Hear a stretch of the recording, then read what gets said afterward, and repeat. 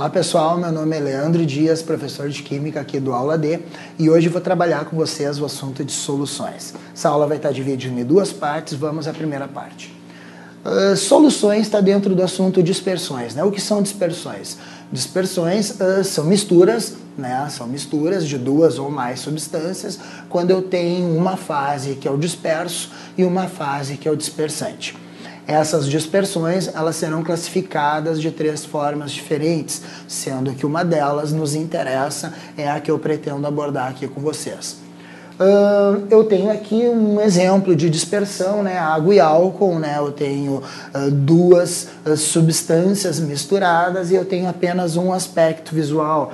Quando eu misturo água e álcool, eu vejo que, independente da proporção, eu vejo apenas uma fase, apenas um aspecto visual. Já no copinho ao lado, eu tenho exemplo de água e areia, né? Eu vejo que eu não tenho uma solubilização da areia na água, e ao passo que o resultado disso é a formação de um sistema heterogêneo, onde eu tenho a água e a areia ao fundo. Ambos são exemplos de dispersões, mas com aspectos diferentes.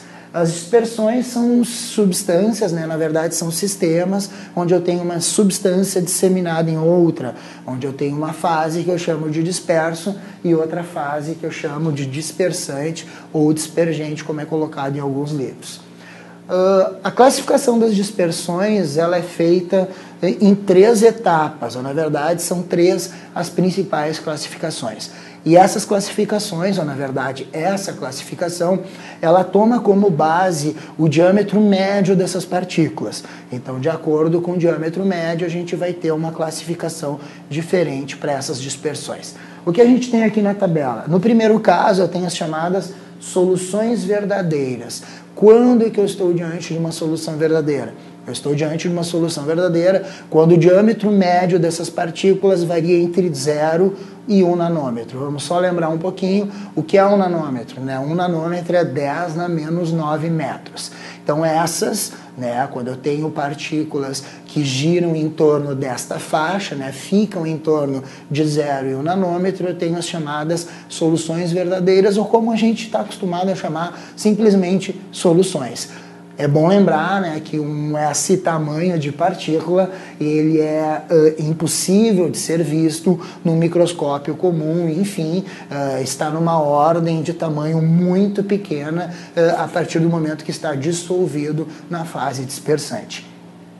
Depois eu tenho sistemas coloidais, né, onde o tamanho, o diâmetro médio dessas partículas vai ficar entre 1 e 1000 nanômetros, e tem o que a gente chama de suspensões, quando essas partículas elas ficam acima de 1000 nanômetros. Então, nesse último caso, eu não consigo ver bem a olho nu, mas já é possível, por exemplo, eu observar essas partículas, às vezes, em algum microscópio. Então, aqui eu tenho a variação, a verdade, os tipos diferentes de dispersões baseados no tamanho das partículas.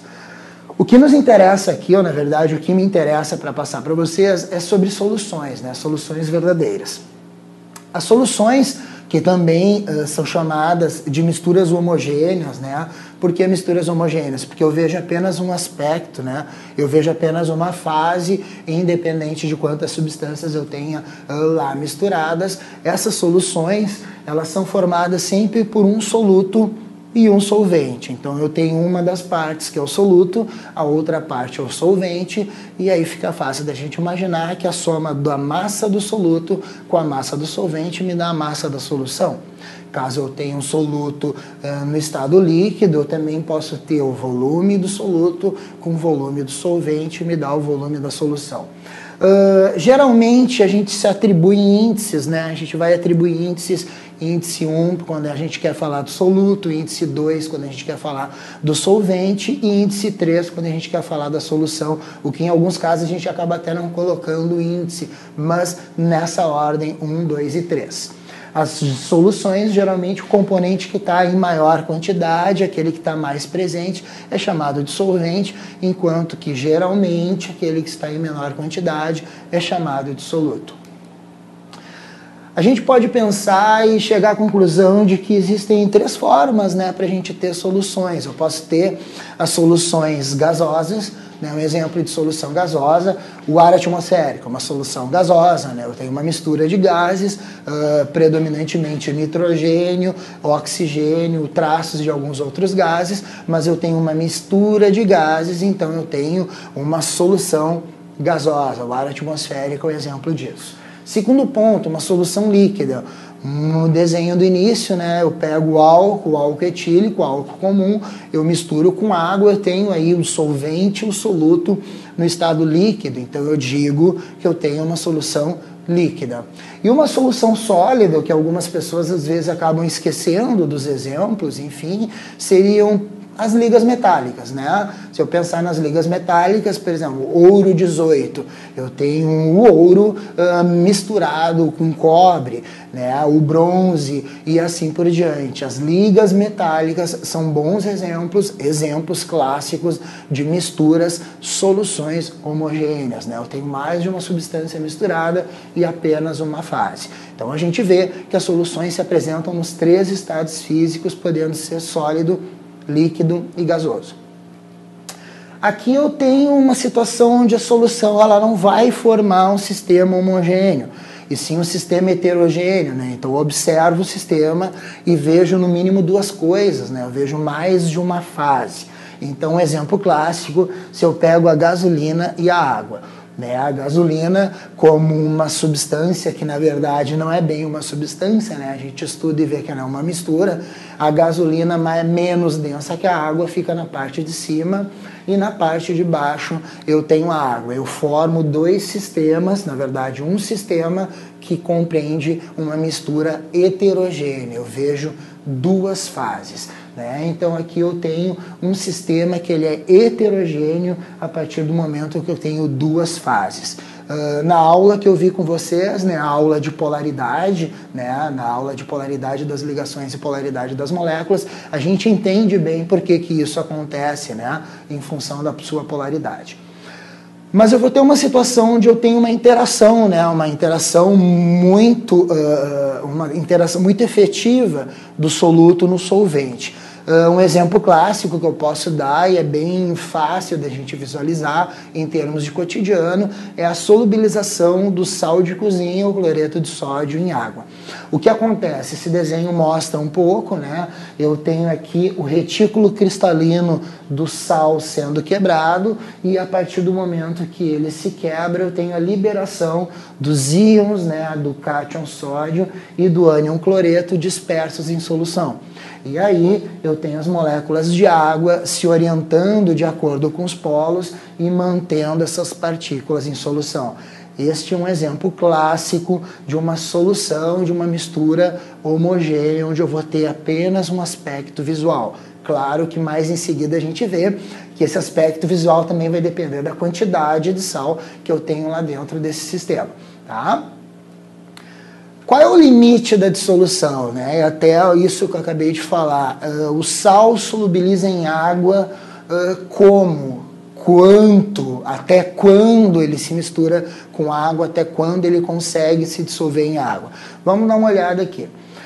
O que diz isso? Coeficiente de solubilidade. O que é o coeficiente de solubilidade? O coeficiente de solubilidade é um parâmetro que nos dá a ideia do quanto a gente pode dissolver de alguma substância a uma dada temperatura em um determinado volume de solvente. Então, de uma maneira bem genérica, para a gente entender, o coeficiente de solubilidade é quanto que eu dissolvo de alguma substância a uma dada temperatura num determinado volume ou massa de solvente. Esse é o significado do coeficiente de solubilidade. Como que eu vou classificar as soluções? Bom, a classificação das soluções, ela toma como parâmetro esse coeficiente de solubilidade. Quando eu tenho uma quantidade de soluto, vamos supor, a quantidade de soluto que a gente pega e dissolve num volume de solvente, quando essa quantidade ela é menor do que o CS, ou seja, ela é menor do que o máximo que eu poderia solubilizar, a gente chama essa solução, esse estado de uma solução insaturada, ou seja, a quantidade de soluto está aquém daquilo que ela poderia dissolver ao máximo.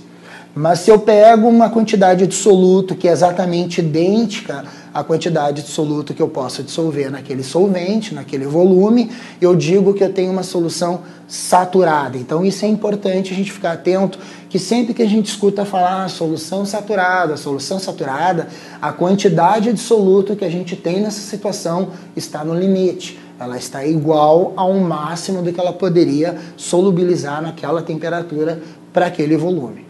E quando eu tenho uma quantidade de soluto solubilizada maior do que esse máximo, a gente diz que a gente tem uma solução supersaturada. Aí a gente pensa assim, bom, mas se o CS é o máximo, como é que eu posso ter uma solução supersaturada? Mediante aquecimento. A gente vai ver num outro momento que essas soluções elas são instáveis e elas só são obtidas a partir de um aquecimento e, consequentemente, resfriamento. Se eu pego uma situação onde eu tenho a adição de uma pequena solução, uma pequena porção de um soluto, né? Eu tenho um cristal. E aí, a partir do momento que eu colocar ele em um copo, em uma situação, 3 coisas podem acontecer evidenciando o tipo de solução que eu tenho. Isso já foi questão de prova. Como, por exemplo, quando eu coloco uma partícula de soluto num sistema e não acontece absolutamente nada, eu posso prever, posso ter a ideia de que essa solução aqui ela é uma solução insaturada, ou seja, a adição dessa porçãozinha de soluto não causou uma instabilidade, não saturou a solução. Mas vamos pensar nessa parte aqui do meio desse esquema. A partir do momento que eu coloco uma partícula de um cristal, uma porção de um soluto, coloco no sistema, né? Coloco num copo com solvente e eu vejo uma precipitação idêntica, com uma massa idêntica àquela que eu estou colocando, eu posso imaginar que essa solução aqui ela se encontra saturada, ou seja, ela já estava no limite de saturação e essa porção de soluto que eu coloquei, ela ultrapassa e por isso ela decanta. Isso aqui nós chamamos de precipitado, a gente chama de corpo de fundo, corpo de chão, tem esses sinônimos. E quando eu coloco uma adição, uma porção pequena de soluto, e eu vejo que precipita mais do que aquilo que eu estou colocando, ó, eu coloquei uma porção pequena e eu vejo que a parte que precipita é uma quantidade maior do que aquela que eu adicionei, isso fica evidente de que é uma solução supersaturada, ou seja, ela já estava acima do seu ponto de saturação e com a adição eu causei uma instabilidade no sistema e eu tenho a precipitação como um todo. Isso já foi questão de prova, é bom a gente ter isso em mente para conseguir determinar o tipo de solução que está diante da gente. Curva de solubilidade, né? Não tem como eu falar de soluções se eu não falar de curva de solubilidade. A curva de solubilidade, ela faz um parâmetro entre o CS e a temperatura. Dica importante, não te esquece, a solubilidade, ela depende da temperatura, ela está associada à temperatura. Geralmente, com o aumento da temperatura, eu aumento a solubilidade de um soluto. Geralmente isso acontece. Então eu vejo por esses gráficos, né? Eu tenho 4 gráficos, cada gráfico representa uma substância e eu vejo que à medida que eu aumento a temperatura, dos 4, 3 tiveram a sua solubilidade aumentada. O vermelho, nitrato de potássio, o cromato de potássio, o cloreto de sódio e apenas o sulfato de sério não. Eu vejo que aconteceu exatamente o contrário. À medida que eu aumento a temperatura, a solubilidade dele diminuiu. Aí fica a pergunta, qual a substância mais solúvel desse gráfico? E a resposta é, não existe. Por quê? Porque sempre que tu pensares numa substância mais solúvel, tu tens que ter uma temperatura como padrão. Dá uma olhadinha aqui. Se eu pegar a temperatura de 20 e partir com uma reta imaginária aqui, eu vejo que essa linha azul, ela corta mais acima. Então, por isso, ela seria a mais solúvel. Mas isso a 20 graus. Se eu pegar já a 40, eu vejo que aquela que era mais solúvel a 20 não era. Ó, subindo aqui, eu vejo que a substância mais solúvel é o nitrato de potássio referente à linha vermelha. Ou seja, a solubilidade num gráfico, eu tenho que ter uma temperatura como padrão. Eu não posso dizer qual de todas as substâncias é a mais solúvel. E por último aqui a gente tem um gráfico para sais, o que a gente chama de sais hidratados, né? São substâncias que têm moléculas de água na sua composição. Então a gente vai perceber para esse tipo de gráfico que a solubilidade ela é bem ascendente e a partir do momento que a gente vai aumentando a temperatura, essa solubilidade começa a decrescer. Por quê? Porque ao longo desse processo de solubilização, a estrutura desse soluto vai se modificando, perdendo moléculas de água e assim diminuindo um pouco a sua solubilidade. Na verdade, não até diminuindo, aumentando menos, né? Ficando menos intenso esse aumento de solubilidade. E aqui a gente tem dois exemplos para dois sais hidratados. Não posso esquecer, para fechar, que a solubilidade dos gases ela é diferente da solubilidade para a maioria dos solutos que a gente identifica. Não te esquece, a solubilidade de gases em líquidos ela é inversa, ou seja, à medida que eu aumento a temperatura, eu diminuo a solubilidade dos gases em um determinado líquido. Então, para a maioria dos solutos eu aumento, mas quando eu tenho gases eu diminuo. Esse gráfico aqui me mostra que a partir do momento que eu aumento a temperatura, a solubilidade do oxigênio e do nitrogênio diminui, os gases eles diminuem. Por quê? Porque com o aquecimento, né, a tendência natural é a expulsão dos gases que estão dissolvidos, então isso dificulta mais a solubilização desse gás. O que não dá para esquecer, aumenta a solubilidade, aumenta com a temperatura, né, para a maioria dos casos, mas no caso dos gases é o contrário, né? Vamos não esquecer disso. Para não esquecer disso é só a gente lembrar, né? Um refrigerante, para aquelas pessoas que tomam refrigerante e que porventura algum dia teve algum incidente do refrigerante espumar, é fácil da gente perceber, né, que se não houve uma agitação prévia dele, geralmente quando o refrigerante espuma, a temperatura dele está alta, né? A gente vê que a bebida ela está um pouco quente. Por quê? Faz todo sentido, né? A partir do momento que a bebida está quente, o gás que uma vez estava dissolvido passa a não estar mais e isso acaba depois resultando naquela explosão que a gente tem. Tá certo, pessoal? Vou ficando por aqui. Até a próxima. Um abraço.